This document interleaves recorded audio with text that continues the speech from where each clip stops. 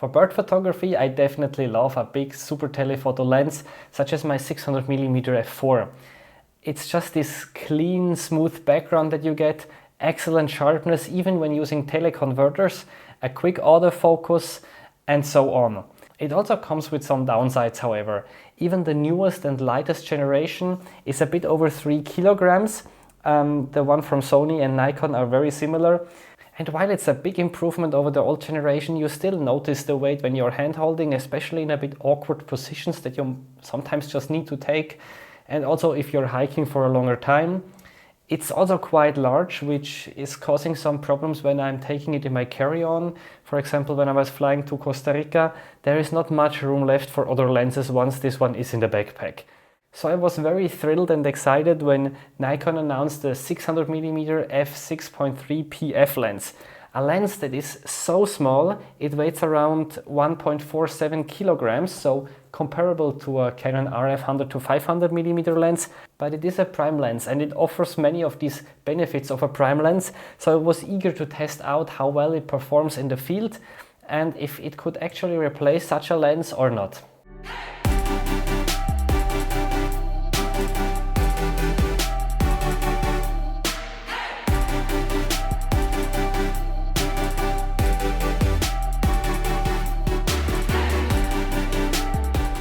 The first thing you notice when you pick up the lens is that it's extremely light. It weighs just below 1.5 kilogram, including the lens foot, and it has a traditional lens foot like many super telephoto lenses, so you can just loosen the screw here and remove the foot. That's different from some zoom lenses that have a tripod collar, and whether you want to use the lens with or without the foot is certainly personal preference. I find with the big camera such as the Z9, I prefer to use it with the foot. I can also reach the dials, the wheels a bit easier. On the other hand, without the foot, it does definitely saves some space in the backpack. Let's have a closer look at the lens. It's 28 centimeters long, 10.7 centimeters wide, and it's an S-line lens, so the highest quality of lens from Nikon. And this also means we get a lot of buttons. So here we have the lens function 2 button. We have 4, so no matter in which orientation you hold the camera and the lens, you will always find it quite easy to reach one of them.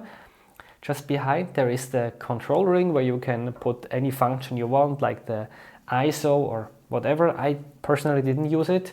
Just behind is the focus ring. The position is in a very good place in my opinion, and I like how you can easily customize it in the menu of the Z9 of how it should turn. Behind is the memory set button. So here you can preset the focus to a specific distance, and then you can recall the focus distance with another button, for example the lens function 2 button. On the left side we have the lens function 1 button. This one I didn't use because if my hand rests here I cannot easily reach it. Then the AF/MF switch, and just below the focus limiter, so either the full range or 10 meters to infinity. The minimum focus distance of this lens is 4 meters. And there you get a maximum magnification of 1 to 6.7. If you compare this to some zoom lenses like a Canon RF 100 to 500, Nikon 180 to 600, 4 meters doesn't seem so good, doesn't seem so close. However, we need to consider this is a prime lens, not a zoom lens, and if you compare it to other 600mm primes, 4 meters is actually quite close. So the Nikon 600mm f4 has 4.3 meters, my Canon has 4.2 meters, so it's shorter than both of them. What I really like about this compact and lightweight lens is that it's very nice for action photography. So I was doing some birds and flights, and there it's just so much better than my 600mm f4. You're just much quicker, you can track the birds better, you don't get tired so quickly in your arm. So for that it was really an excellent experience. And another thing where I really appreciated the small or the lightweight is when I was taking pictures of some waterfowl, some ducks, some coots, and I was at a river that had a shoreline that was, well, going kind of steep down for the last 20 centimeters before the river. And when I put it on the shore, especially with the huge battery grip of the Z9, the lens was a bit higher than I would have liked to. So I was maybe 25 centimeters above the water surface, and I didn't like that so much. So what I did is I just went down and took all the pictures over the screen of the Z9 that you can just flip out. And there, believe me, I was shooting like this. I basically went to the surface until I felt that my fingers were touching the surface, and then I was in a position that I liked. This goes quite nicely with this lens, at least for a few minutes. I would not do it for hours, and it's just something you cannot do so easily with a 600mm f4. I did it in the past, even with my old 600mm that was heavier. I did it again with my new 600mm f4 in Costa Rica, but it's much harder to hold the lens close to the surface because it's so much heavier and also a bit more front heavy in my opinion. Let's have a look at the studio tests of the image quality of the lens. So I took some test shots of my small toucan friend from Costa Rica.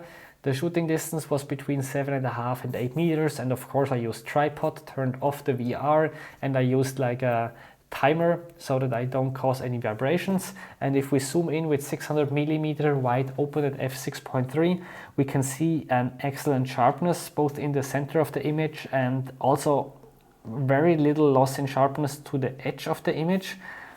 What we see more on the edge of the image is that we have some kind of vignetting, so that the edge is a bit darker, but this is quite common.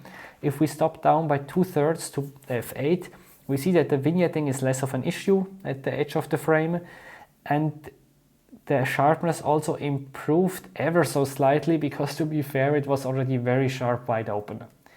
If we put a 1.4 teleextender, we get 840mm at f9. And here the image quality is still very good. I think both in the center and on the edge we don't see a big drop. If we stop down to f11, so again that's 2/3 of stopping down, we see mostly that the vignetting improved and the sharpness also improved a bit, but it was actually so good wide open that just from a standpoint of image quality, I would not have a concern shooting this lens wide open with a teleextender, and that's already a very good result, I think. If in some occasions you want even more focal length, you can use the 2x teleextender. This gives you a 1200mm f13 lens, and you can see here the result that actually we still have a very good sharpness in the image center. This is better than I would have expected. In the edge of the image we see some loss of sharpness, but this was to be expected with the 2x extender. You could of course still stop it down, but if you stop down even by 2/3, we end up at f16, and I don't think this is very realistic anymore. So I think if I would shoot with the 2x extender, I would just use it at f13. The quality is still good enough, I would say. I think almost more important than the studio test is how the lens actually performs out in the field, because the best lens in the studio is useless if there is some problems or complications with the autofocus.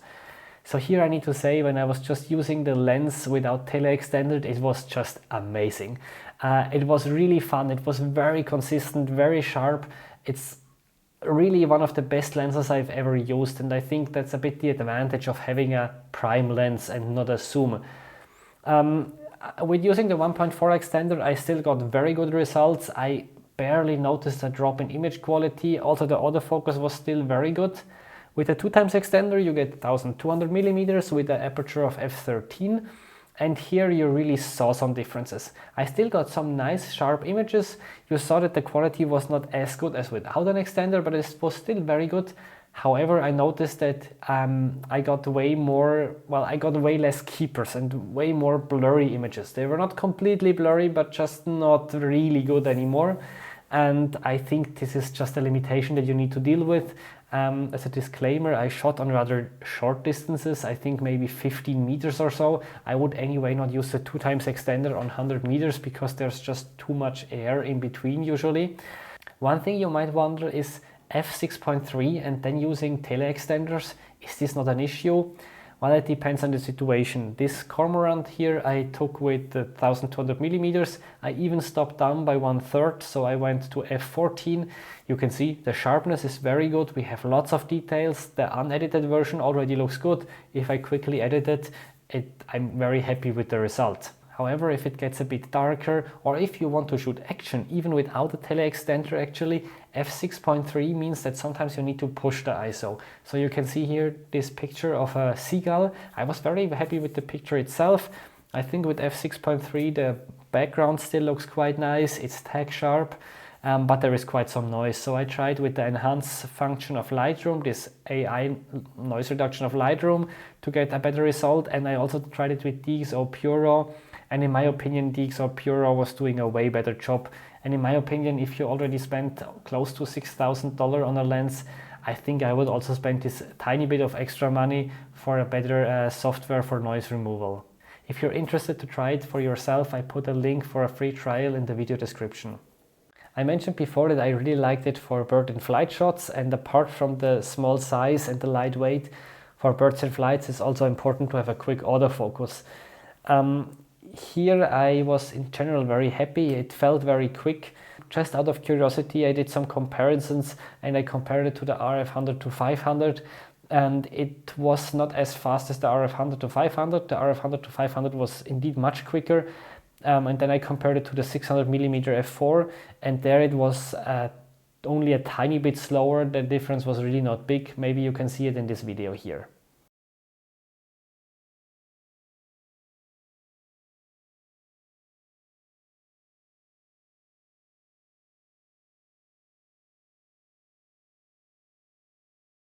If you buy such a lens, I think you will not use it a lot on a tripod because it just defeats the purpose of such a lightweight lens in my opinion. And especially if you take pictures also in low light situations, it's quite important to have a good image stabilizer. And the image stabilizer is definitely good. I did some test shots at 600mm, 1/20th of a second, and I still managed to get some sharp images. However, I was not completely happy with the keeper rate. I would have expected a bit more from such a lightweight lens. I then switched to my RF 600mm f4 on my R5 and took some pictures, and keep in mind this lens is more than twice as heavy as this one, and I still managed to get more sharps with the sharp photos of the RF 600mm f4. Unfortunately I could not compare it to the Nikon 600mm f4, but based on previous testing that I did comparing it to the RF 600mm f4, I also feel the stabilizer of the Nikon 600mm f4 is a bit better than this one here. I think you realized so far that I was very happy with the lens. So now it's time to address the elephant in the room, and that's the 6.3 that is written here for the maximum aperture of the lens. Is this an issue? Is it not an issue at all? Can this lens maybe replace a big 600mm f4? As you might have already guessed, the answer is it depends. I was actually wondering this a couple of times when I was taking pictures. And if I take pictures of songbirds, if it's possible, I actually prefer to stop down with my 600mm f4 just to get a bit more depth of field, because there you have a big magnification and I want to have a bit more of the bird in focus. On the other hand, there is also some situations, usually with larger birds, sometimes with busier backgrounds, and if I put the bird a bit smaller in picture, I still want an autofocus background, and there the f4 can really help, especially when I was taking, for example, pictures of woodpeckers in Costa Rica. When just walking through the forest, I could not really control my background, and there I was happy to have this f4. Also when taking pictures of shorebirds sometimes, I was happy to be at least able to shoot at f4.5 or 5. Due to the weather in the past days or weeks actually in Switzerland, I only had one chance to really shoot a bit of backlit, and I had no lens hood for this lens for testing purposes, so I don't want to talk too much about the backlit performance. But what I immediately noticed was just how the bokeh looked. You can see a difference if you have a 600mm f6.3 or a 600mm f4. With 600mm f4, these lens flares are just much bigger, and I really prefer this. So for backlit things, I'm also still happy I have my 600mm f4. However, a bit earlier this year I was in Singapore, and I didn't went there for photography. I was there for doing research in biology. So my hand luggage was a bit limited, so it was not possible to take my 600mm f4. What I ended up with was using my 100 to 500, and overall I was quite happy. The zoom was certainly nice in some situations, but most of the time I was shooting at 500mm, and sometimes I just wished for a bit more focal length, or also had to have a faster aperture just for having a smoother background. And for this, I think the 600mm 6.3 would have been perfect. So is this a nice lens for people that maybe already have a 600mm f4 and want to have a second 600mm that is basically has a very similar sharpness level, can use tele extenders or teleconverters perfectly, has good autofocus, and with f6.3 still like a decent background rendition. In theory, I think yes, amazing. There is just one tiny problem, and that's the price of the lens. I was a bit surprised when Nikon announced it. Here in Europe it's around 5,700 euros, and that's way more than I would have expected. Nikon announced a bit, like I think a year ago, the 400mm f4.5, which I also think is a really amazing lens, and it costs a bit more than half of the price of this one. But if you can afford it, of course, I think it's a nice option to have both the 600mm f4 and this one for more flight shots, or maybe if you don't want to take a heavy lens with you. If you are somebody who wants to like start getting a bit this, how should I call it, this prime super telephoto prime lens feeling, but the 600 f4 is maybe too expensive and especially too heavy, too big, I think this is a fantastic choice. And the background conditioning, as I mentioned, in many situations I was still very happy. It was better than I expected, and I think it's just a very interesting lens, and I'm very curious to see if Canon will kind of come up with something similar. There were some rumors in the past weeks about maybe Canon announcing a 400mm f4 DO or a 600mm DO.